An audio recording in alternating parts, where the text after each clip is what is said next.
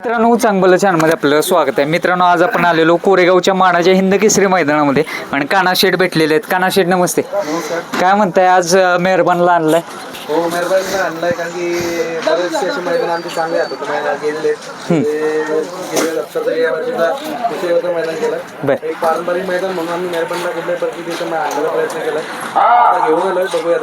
बर मोठ्या मैदानात कायम मेहरबान राहतो. त्याची खासियत आहे. आतापर्यंत जेवढी मोठी मैदान झाली तिथं कधीच नाराज नाही केलं त्यांनी. नाही आतापर्यंत मैदान कुठेच नाराज नाही केला.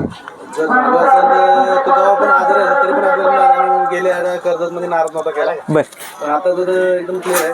बघूया तरी पण आपण गाडी गुलाला आज एक टॉपची जोडी पळणार आहे असं कानावरती येते. तुमच्या मुखातून सांगा कोण पळणार आहे? टॉपची जोडी म्हणजे आम्ही पण गेले आमच्या मुंबईला आता नुकताच मैदान झालेलं फारचा मैदान. त्या मैदान एक नंबरचा मैदान करे आणि आता एक शहापूर केसरी म्हणून झालं त्या मैदान सुद्धा एक नंबरचा 3 लाखाचा बक्षीस आला.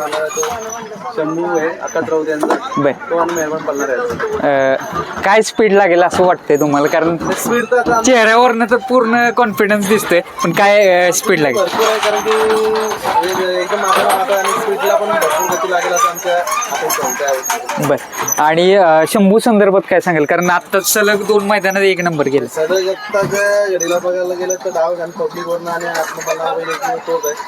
पण आत्ताच म्हणजे टॉपचं बैल बघायलाच येतं कारण गती एवढी लागते बैलाला त्या जसा फेरा पडेल तसं वाढत होते बैल. बर कोरेगावच्या हिंद केसरीच्या मैदानामध्ये मेहरबानचे गुलाल किती झालेत? कसं काय का पहिल्यांदा आम्ही पारंपरिक मध्ये आलो जेव्हा आमचं लहान वासरू होतं तेव्हा एकदा फक्त आलेलो. बर म्हणजे प्रथमच मेहरबान या फाटीवरती पोहोच. बर आज काय अपेक्षा राहतील जोडीकडून? अपेक्षा तर भरपूर बर ड्रायव्हर कोण असेलच? बर बर चालेल. शुभेच्छा तुम्हाला.